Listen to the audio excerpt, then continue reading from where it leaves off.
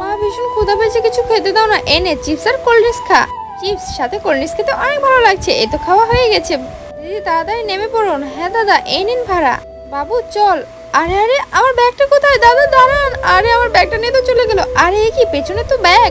ভালোই হয়েছে, আজকে অনেকগুলো টাকা পেয়ে যাব। আরে এ কি, এগুলো তো শুধু চিপস আর চকলেট আর কোল্ড ড্রিঙ্কস। কি ভাবলাম আর কি হলো। দেখ না না, একটা কল করে দেখি। হ্যালো, আপনার ব্যাগ পেয়েছি। আমার ব্যাগ দিব, কিন্তু টাকা দিতে হবে। আচ্ছা ঠিক আছে, দিব, নিয়ে আসুন। আচ্ছা আসছি। এই নিন আপনার ব্যাগ, এই নিন টাকা। ব্যাস, তাও তো কামাই হয়ে গেল। জানি না টাকাটা পাবো কিনা, এই ব্যাগের ভিতরেই তো টাকাটা রেখেছিলাম। আরে টাকাটা তো নেই। আরে মা তুমি চিন্তা করো না, এই দেখো টাকা।